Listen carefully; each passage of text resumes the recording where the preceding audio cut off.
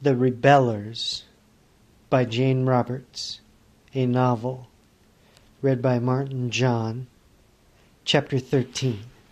It was apparent that Mayor Lyle could see the group surrounding the art warden. For a split second his eyes met Sloat's. Then he said, "The rebellers will join forces with Fitch. Yes.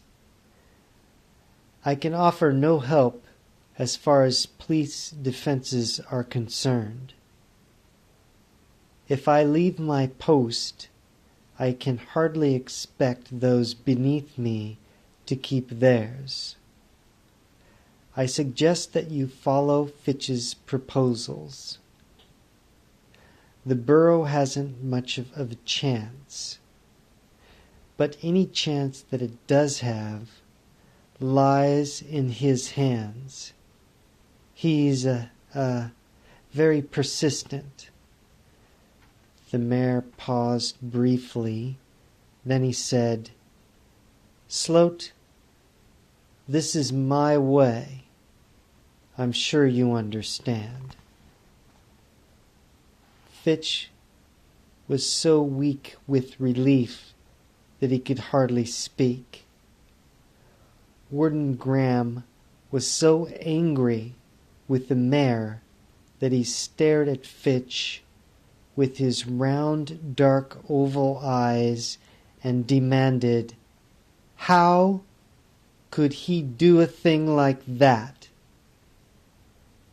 It's bad enough that he's leaving the city himself, but to turn the place over? I'll go along with you, obviously, but only because I have no choice. I can't understand how he could do such a thing." But Fitch didn't dare take time to relish his victory. Now that he'd convinced Graham that the rebellers were with him, it was all the more important that he convinced the rebellers themselves before Graham saw through the ruse. He stood up impatiently. "Sloat, can I count on you to get the vaccine here? You know where everything is stored. Ask the mayor anything you need to know. If I'm not back by the time you have the artist inoculated, then start them on rifles and give them an orientation class. Remember how stupid I was about the outside? So tell them all you can and don't take anything for granted. It'll be quite a transition for them. Janice, you go back to the mayor's office. Listen in to all the reports. Mandy and I have a job to do. And Janice, pay particular attention to the Binghamton Borough reports. I want to know the minute that the plague starts leaping down this way." Janice nodded. She started to speak, then changed her mind. Something in her face made Fitch draw her aside. "You know where I'm going, don't you?" She nodded solemnly. "Do you know of an easier way to get there?" She paused, then looked directly into his face. "No," she said. The warden was just recovering from his shock. He sprang up. "I still think that this whole thing is ridiculous," he said. Fitch grinned at him and shrugged. "Keep your eye on your boy," he said to Sloat. The warden yelled after him, but Fitch and Mandy went out the door. Once they were outside, Fitch's composure almost deserted him. With the immediate crisis over, he felt the full impact of the chance he'd taken. "Boy, that was close," he said. Mandy stood grinning at him. "You're telling me. I was almost sick. Only to tell the truth, I feel worse now. How are you going to force Toby to join us? Suppose he's given orders to his men to attack us if we go back. You never know what the devil he's going to do. And if the rebellers refuse, it won't take Graham long to discover that the whole thing was a bluff either." The mayor had given them all guns, insisting in his dry way that they also be issued legal permits. Now Fitch touched his pistol and said, "Well, at least we're armed. That's something. We'll have to play it by ear. I tell you one thing, though. Without Toby's men, we'll never make it. We haven't much time either. If the plague moves quicker than we do, we're sunk. Getting the rebellers on our side is just the beginning." It was near noon. The autumn sun was amazingly warm. Fitch and Mandy skimmed along in the Acop. Fitch took it as high as it would go. The northeast section of the borough spread out beneath them, a sprawling mass of slums and shanties. People cluttered the muddy river, fighting for the few fish that still survived in the contaminated waters. A wind blew down from the mountains, whipping the canvas shanty tops of filthy shelters, and sending some sailing down the hillsides. "Do you think the mayor might change his mind and stay?" Mandy said. "You can't tell. He hasn't left yet. But the whole plague mess is going to be pretty bad. Worse than we expected, I think. Otherwise, he wouldn't have turned things over to us at all. When this is over, he probably figures on taking the credit if the borough's saved, and blaming us if it isn't. And even if we get by Toby—" "What about Gunny?" Mandy said. "I think that he's got some ideas of his own. Besides, I don't like the idea of leaving Janice alone in the Contropolis." Despite himself, Fitch laughed. "She's a pretty smart gal. She'll do all right. I only hope that we'll do as well." They were passing the chemical gardens, using copter controls. For the first time, Fitch got a good look at the workers' huts. They were nearly as small as the gallery cells, with one small window apiece, and they lay 20 to a row in long dark rectangular patterns on the grey bare land. Here and there broken cement lumps stuck up like floating islands. "What are those?" Mandy said. "Old roads. About 100 years or so ago, the general populace had private cars, and the country was covered with roads, from one end to the other." "Aw, you're nuts," Mandy said, grinning. "I told you that when we were still at the gallery. You forget all the stuff I read in those books. Or you forget all the stuff I read in those books, but you never believed that any of it was true. Remember? They were flying along, hugging the side of the mountain. Something caught Fitch's eye. He took the ACOP higher. Hey, look at that.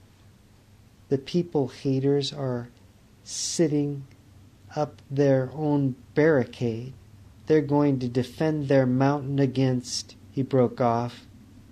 Ahead of them a rock plunged down. He tried to swerve, but it was too late. He did manage to turn enough so that the rock fell somewhat to the left. With a loud crunch, one of the small, sturdy, adjustable wings of the ACOP was broken off. The rock fell right through the wing, plunging them down with it. Mandy let out a yell. The rocky mountain was horrifyingly close. Each crack and crevice stood out clear and distinct. For a split second, Fitch was too startled to make any decision at all. Then quickly he pushed the button that turned the vehicle back into a hovering position. The ACOP jerked, still in the air, kept on falling, then suddenly pulling up even to the ground, with the rocky path only 4 feet away. 2 more rocks plunged down, whooshing past, but now the ACOP was clear, and he changed to car controls. Whew! People haters. They're not kidding, Mandy said, when he got his breath. Fitch frowned, trying to ascertain the damages. He was having trouble steering. Never mind. We might have to get our hands on them, too, he said. Damn, now I can't get any speed out of this thing. The Birminghamton Borough began off in the distance to the east. The chemical gardens and workers' huts were visible to Fitch and Mandy now from the height of the mountain ledge. Smoke rose in the air. Some of the huts were in flames. A group of figures were running away from the borough toward the Ilmara subdivision. Great, Fitch said. Probably half of those people down there are looters, and we can't do a thing about it right now. When the plague comes down with them, we'll really have trouble in our hands. They won't come straggling down when that happens. They'll come in droves. Again he broke off. They turned a sharp corner. The mountain ledge was narrow. To the left it dropped off to the valley below. 7 people suddenly appeared up the road ahead. If this thing was working right, I could just move off the ledge. Now I don't dare, Fitch said. We either have to go ahead or turn back. The figures came closer. Are they armed? Mandy said. Can't tell. Let's take the chance. If we don't make it to the rebellers in daylight, we'll run into even more trouble. You game? Mandy nodded weakly. The group were clearly visible now. There were 6 men and 1 woman. The woman huddled in a mass of dirty cloth. her face almost completely covered. Fitch drove over to the edge of the ledge, using the A-cop as a car. He kept his hand on his pistol just in case. But the group seemed peaceful enough until they came closer. Then he saw the expressions on their faces. They came alongside. The men were all skinny and dirty. The man closest to the A-cop said, "We want that machine of yours. Do you give it to us, or do we fight? It's 6 against 2. The woman stayed in the background. Fitch said, "We're armed. We can hold our own." "Hear that?" the man said. They all started laughing. Something in their merriment sent chills up Fitch's spine. He looked around quickly. The A-cop was surrounded. The edge of the old road fell off steeply. "We got us a secret weapon," the man said with a leer. I said, "We hold our own." "Against this?" Swiftly the woman came closer. She ripped aside the clothes that covered her head and shoulders. Her face was riddled with new pox pustules. Ugly boils blistered on her scrawny arms. "How about a kiss, gents?" She smirked and thrust her face at them. The man shoved her aside roughly. "What do you think of that?" he said to Fitch. "We're all infected, every damn one of us. This beauty here is my sister, and you know what we're doing. We're going to Florida Borough for the winter. That's what. We're going to see the Southland before we die, mister. We're having a last fling, and we're going in comfort." The woman reached out as if to touch Mandy's face. She cried angrily, "I was pretty once." Mandy ducked back in terror and she laughed. Then her cackles changed to sobs. "I was just going to have a kid," she screamed. Fitch stared, caught between compassion and horror. The woman's eyes glimmered with despair above the puffy cheeks, but Fitch knew that she would do what she threatened. The man said, "Okay, do we get the copter, or does Bertha here give you both a nice big kiss?" Fitch tried to stall. "How do I know that you'll leave us alone if we do give you the copter?" he said. Already, though, he had an idea. He and Mandy were inoculated, but there were different kinds of plague virus, and he didn't dare take a chance. Quickly he touched a button. The A-cop started up. It spun madly, thrusting the woman away. She fell sobbing against the hill. The copter went up 4 feet. Fitch couldn't get it to go higher. He used the remaining wing like a weapon, swinging the A-cop around in a small circle.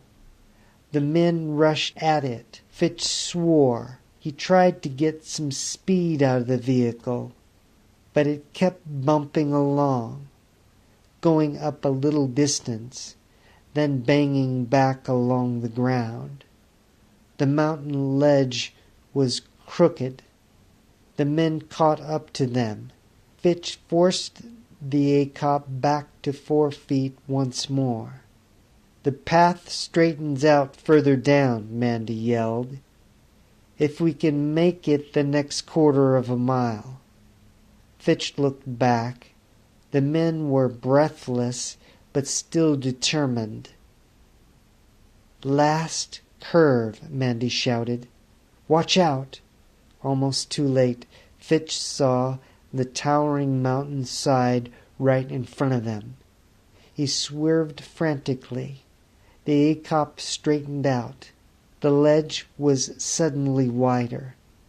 The men behind disappeared in the distance. Fitch kept going as fast as he could. "Hey, if you keep on in this direction, we'll be right back where we started, in the Elmira subdivision," Mandy said. "Any other suggestions?" Fitch said. "The ACOP is in rotten shape. I can't think of anything else to do. It'll be night soon, and if we run into any trouble, I'm not sure that we can handle it. Besides, I just caught sight of some more groups coming down from the Birmingham Borough. They looked armed, and they're probably plague carriers. We'll have to go back and set up some kind of barricade to keep them out. But we'll start for Toby's again at daybreak. I only hope we have enough time." For a while neither of them spoke. Fitch was more dejected than he let on. "We should just take another copter and get the devil out of here," he said angrily. "Just save ourselves. That's all everyone else is doing. We don't owe anything to anybody, that's for sure." Mandy didn't answer. Fitch glowered out at the dreary landscape. They came out of the mountains, down into the valley. The low huts and shanties stuck up in the distance like strange stubby mushrooms, violet in the sun. "Hey, smell that? Something sweet, like flowers," Mandy said in amazement. Fitch's face was white. "It's the smell of the plague. Sloat told me. The people believe that when the air smells like flowers, then the plague blooms. It's the flower of death." The sun disappeared. An almost indescribable beauty touched the land with a soft, lucid twilight. "I'm going to paint this scene when this is all over," Fitch said with sudden fury. "Look, the light is terrific, and down there people are dying like flies. I've never been so damned outraged. We're going to stay and see this thing through, and all hell will break out before I'm finished, I'll tell you that." They skimmed along now just above the ground. The trip back seemed eternal. Smoke rose in foul-smelling columns as people cooked whatever stray pigeons they managed to catch. Cats were another specialty. As they passed one group of hovels, Fitch stared down with disbelief. A woman thrust a dead rat into a pot of boiling water. Mandy yelled down, "Don't! You'll get the plague!" The woman shook fists at them. A child behind her aimed a rock at the copter. They approached the most populated areas. People chased the ACOP. "Dirty cowards!" they screamed, seeing the official insignia. Fitch couldn't get the machine high enough to ensure safety. Finally, in desperation, he kept yelling, "Plague! Look out! Plague!" Every time a group of people came close, they scattered, yelling taunts. It was dark by the time they reached the borough building. Neon lights still blazed here and there through the squares, and the loudspeakers blared. Janice waited for them anxiously. She looked scared to death. "You all right?" Mandy said. "I'm all right, but worried. Sloat doesn't feel well." I made him lay down. He worked like blazes all day. The artists are inoculated. Thank heavens the warden played along. But he's already suspicious and asking where your rebellers are. Reports are coming in from the rest of the country, though, and they're enough to give anyone the shakes. The rumors are even worse. "You're sure that you're okay?" Mandy said again. "I said I was, didn't I?" She shoved back a lock of black hair and managed a smile. The mayor had given her some of his wife's clothing. Despite the worried frown on her face, she looked terrific. Her figure not nearly as skimpy as it appeared in the baggy rags she'd worn before. Mandy whistled. "Boy, you look great. I'll say that," he said, and she grinned at him before the sobriety returned to her eyes again. "The death rates are really rising," she said to Finch. "They think it's nearly 400 in the Birmingham borough just today. Over 100 stragglers have come in from there since morning. Florida is losing thousands. I can't imagine it. California is hard hit, and even the New York metropolis. One of the New York boroughs, Schenectady, lost 800 just yesterday. People are talking about the end of the world. The vaccines don't seem to be helping too much, and the scientists don't know why." She was near collapse. She turned to Fitch pathetically. "I used to tell myself that you could always go somewhere else if you really had to. But it isn't true, is it? What good will it do for the mayor to leave? Where will he go to? Do you really think that the plague could wipe the race out? That's what the reports keep saying. The rest of the world is dead for practical purposes. I mean, only stray bands of people survived the last famine they had in China and Europe and Africa. It's been awful just sitting here today listening to these reports." "All we can do is hope for the best," Fitch said. "I don't like those reports any more than you do. I keep thinking that we could get some kind of help from the federal government, no matter what the mayor said. Now I guess that's out." They stared at each other. "You mean we really are alone in this?" Mandy said. "There isn't anyone at all we can turn to? The governments are helpless, completely?" Fitch nodded. "Maybe in the back of our minds we knew it would happen all along." "I haven't told you the worst," Janice said. "About an hour ago, the southern parts of the country suddenly stopped all communications.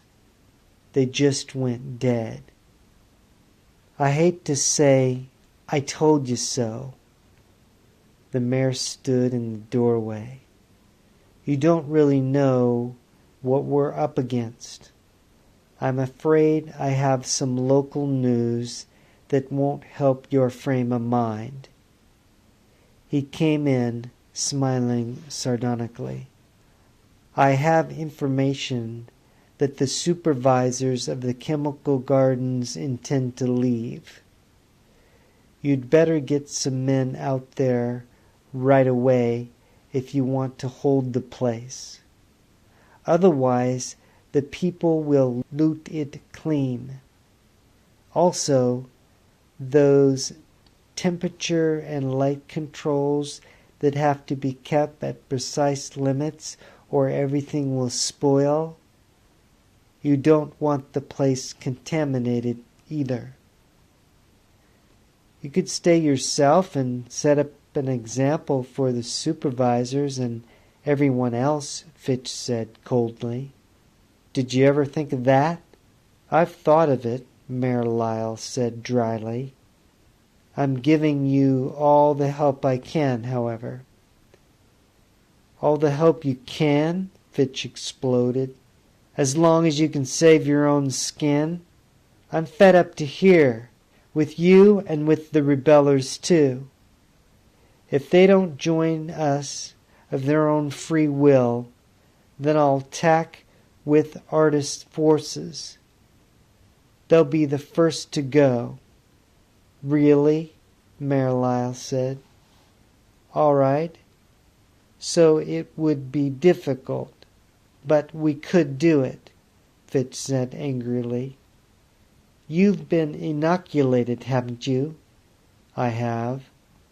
Then why the devil don't you stay? Let the people know that you're sticking with them. You're fighting a lost cause. Suppose you manage to save the whole borough, which is most unlikely. From all reports, the rest of the country is going under. And let me ask you a serious question. Do you really think that the masses of the people are worth saving?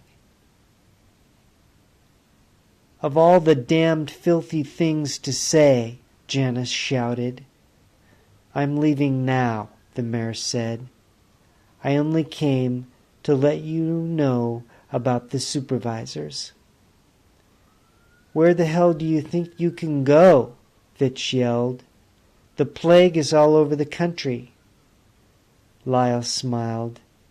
For your information, I have a rather terrific copter hidden away that can hover motionless in the air for miraculous periods of time. It's well stocked with supplies. Granted, the earth is plague-ridden, but the plague hasn't taken to the skies yet, now has it? Fitch took out his gun that Lyle himself had given him. At the same time, he motioned to Mandy to cover the mare from the rear. You aren't going anywhere, he said. You're going to ride through the squares every day so that the people will know that you haven't abandoned them. I'll do no such thing, Lyle said calmly. Take his gun, Fitch said. Mandy disarmed Lyle, who watched the procedure disdainfully. That's what I call a real man, that mare, Janice said. Lyle looked at Fitch with something like compassion. He said, Look, for one thing, I'm not the figurehead you want. The people have no use for me, or for any official. I don't know why I should bother to explain this to you, but somewhere along the line we fell down on the job.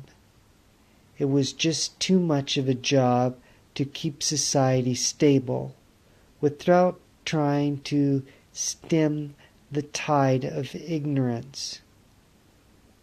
And then we didn't dare try. We were defeated by sheer numbers. We needed more people to feed those we already had, so we didn't dare press for birth control. Maybe you can succeed where we failed.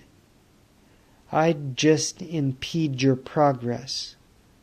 I don't know if you can win the people's trust or if anyone can, but they don't trust me. Fitch put the gun away. You can go. You're right.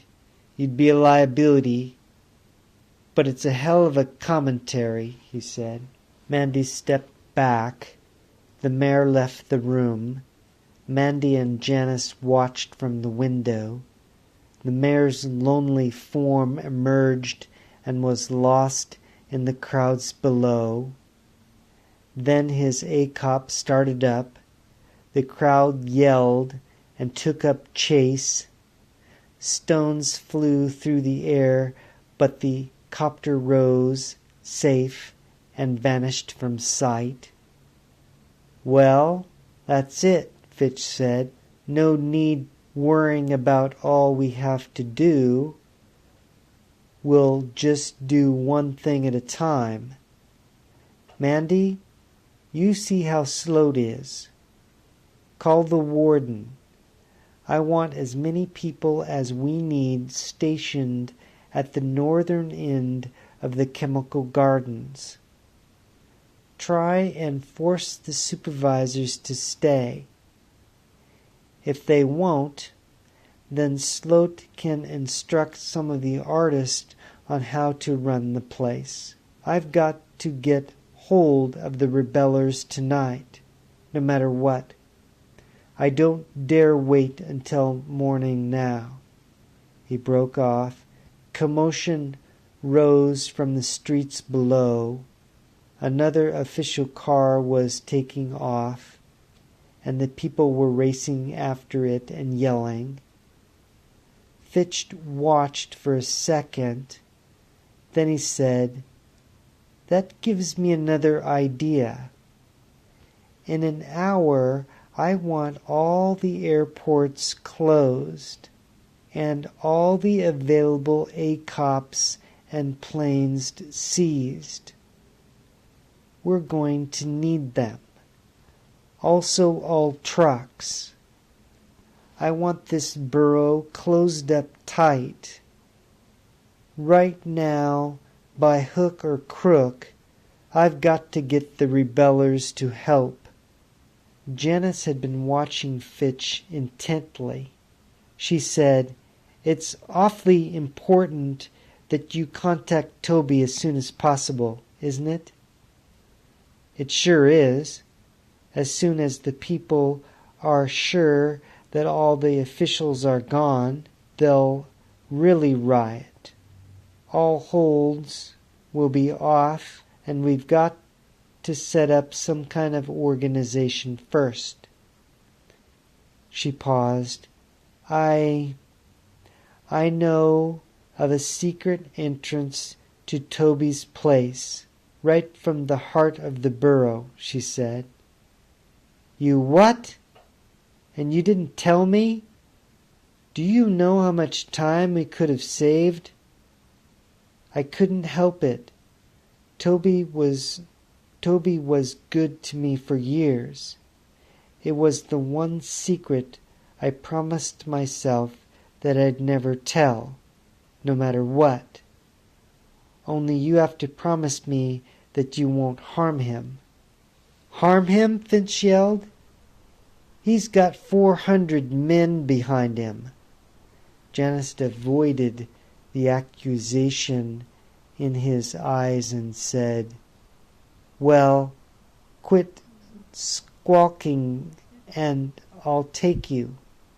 She walked to the door defiantly, but there were tears in her eyes. Outside, the people were thick as bushes, clumped all over.